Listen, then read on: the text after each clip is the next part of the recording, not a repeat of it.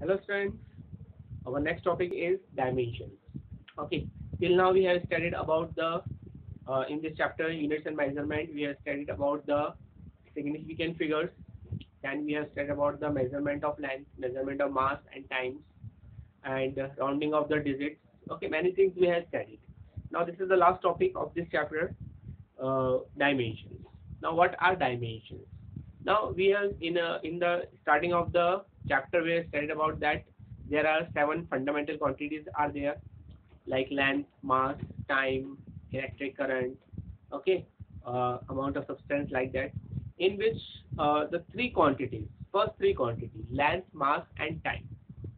Okay, these are the very important quantities. Maximum quantities are based on these three quantities. Okay, जो maximum जो drive quantities होती है वो इन तीन quantity पे बेस्ड होती है, लेंथ, मास और टाइम। अब डायमेंशन क्या होती है कि कोई भी ड्राइव क्वांटिटी को जब हम कोई भी ड्राइव क्वांटिटी को जब हम इन फंडामेंटल क्वांटिटीज में रिप्रेजेंट करते हैं, when derived quantities are represented in terms of fundamental quantities, then these are called as the dimension with their powers. Okay, when drive quantities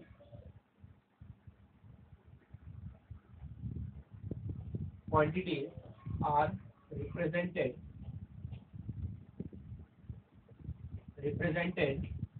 in terms of fundamental quantities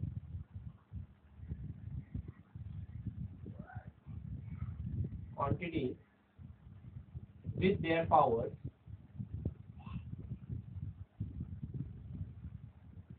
are called dimension.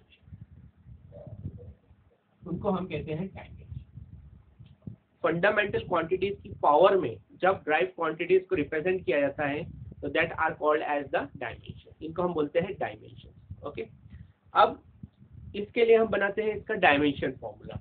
Okay, तो dimensional formula, हर physical quantity का क्या होता है, एक dimensional formula होता है जो कि किस पे बेस्ड होगा, फंडामेंटल क्वांटिटी, फंडामेंटल क्वांटिटी पे बेस्ड होगा और उसका होता है एक डायमेंशनल फॉर्मूला। ओके, तो हम देखते हैं कुछ डायमेंशनल फॉर्मूला कैसे बनाते हैं। Now for example let us take an example of volume. Volume क्या होता है, length into breadth into height.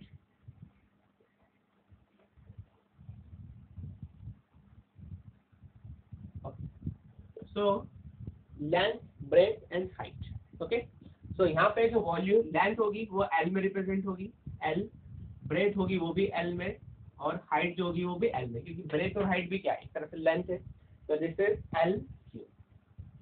अब यहाँ पे जो वॉल्यूम है वो एल क्यूब है, लेकिन हम डायमेंशन फॉर्मूले में तीन बेसिकली क्वांटिटी लेते हैं, लेंथ, मास और टाइम। तो वॉल्यूम का जो डायमेंशन फॉर्मूला हो जाएगा दैट इज, इसको we will represent in bracket M.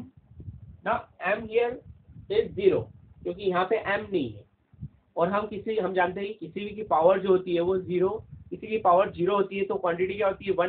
तो we can write M zero L cube T. So this is the dimension formula of volume. Okay, let us take one more example, density. Density is equal to mass upon volume. मास के लिए m, volume के लिए l। ठीक है, तो इसका formula क्या हो जाएगा, m l माइनस 3, क्योंकि वॉल्यूम जो है वो नीचे है।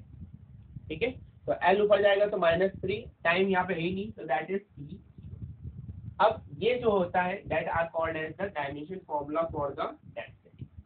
और ये जो आपको ऊपर दिख रहा है -3, 0, ये और यहाँ पे 1, तो ये डायमेंशन है, this are called the dimension of mass, length and time. Okay, let us take another example.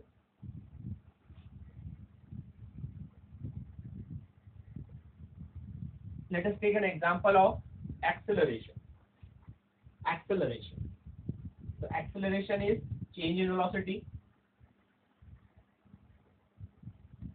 upon time So what is change in velocity? Change in velocity क्या होती है? What is change in velocity? Velocity क्या होती है? Length upon time. Velocity basically क्या होती है? Displacement upon time. तो ये हो जाएगा length upon time. ये हो जाएगा length upon time और ये हो जाएगा आपका length. तो इसका फॉर्मूला हो जाएगा m या नहीं m0 l, यहाँ पे l और यहाँ पे हो जाएगा t नीचे आएगा, ठीक है, ओके सॉरी टाइम है t आएगा, तो l और t नीचे आएगा तो t, ओके, तो ये हो जाएगा m0 lt minus this is what, this is your acceleration. Okay, now let us calculate force, mass into acceleration.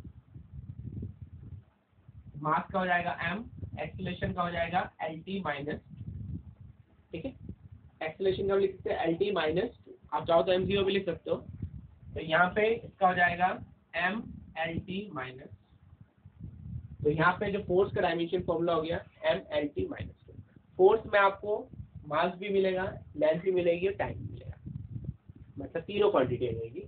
यहाँ पे एक्सेलरेशन में केवल आपके पास l था, t था, लेकिन मास जो था वो 0 था, but you can write in terms of m with the power 0।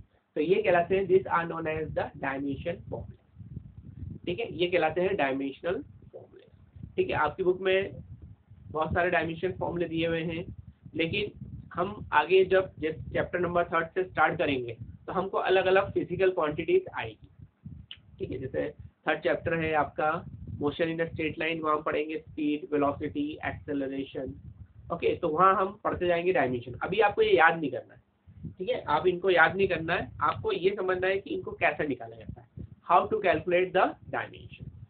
आपकी बुक में अगर आप देखोगे तो लास्ट में आपको हर क्वांटिटी के डायमेंशन फॉर्मूलेस दिए, तो आप वहाँ से टेबल दिया हुआ है, उसमें आप फॉर्मूलेस देखिए, फॉर्मूलेस के बेस पे आप उसके डायमेंशन फॉर्मूला बनाइए, ठीक है, you can calculate the dimension formula of different quantity. Okay, no need of remembering the dimension formula. You just know the what is the formula of that quantity. The force का था mass into acceleration, pressure, force upon area.